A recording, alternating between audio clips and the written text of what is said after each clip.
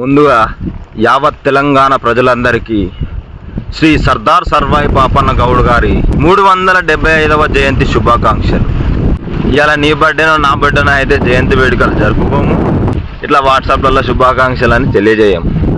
ఆయన ఒక గొప్ప వీరుడు కాబట్టి, ఆయన చరిత్ర అనేది మనం మర్చిపోలేనిది కాబట్టి ఇవాళ రోజున ఆయనను మనం గుర్తు చేసుకోవాల్సిన విశిష్టత ఖచ్చితంగా ఉన్నది.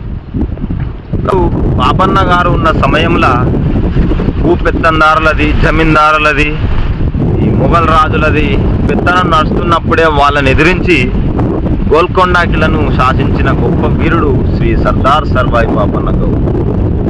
ఇవాళ మనం ఇంతమంది ఉన్నాం, అయినా మన మధ్యలో యూనిటీ లేదు.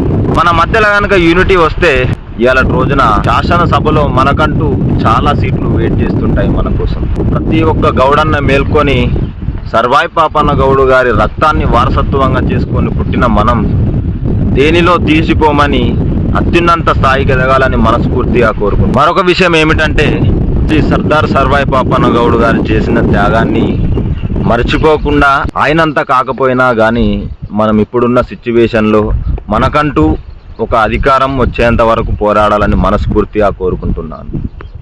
ఆ కాలంలో శ్రీ ఛత్రపతి శివాజీ గారు హిందూ ధర్మం కోసం ఎంత వీరోచిత పోరాటం చేశాడో, తెలంగాణ విముక్తి కోసం ఇక్కడ శ్రీ సర్దార్ సర్వాయి పాపన్న గౌడ్ గారు ఏమాత్రం తగ్గకుండా అంతటి పోరాట స్ఫూర్తిని కలిగించి మొఘల్ సామ్రాజ్యులను ఓడించి గోల్కొండ కిలా పైన సింహాసనాన్ని అధిష్ఠించి గోల్కొండనే పాలించినటువంటి మొట్టమొదటి తొలి బహుజన చక్రవర్తి శ్రీ సర్దార్ సర్వాయి పాపన్న గౌడ్ గారు.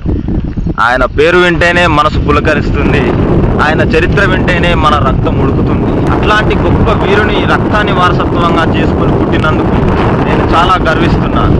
మరొకసారి శ్రీ సర్దార్ సర్వాయి పాపన్న గౌడ్ గారి జయంతి శుభాకాంక్షలు మీ అందరికీ.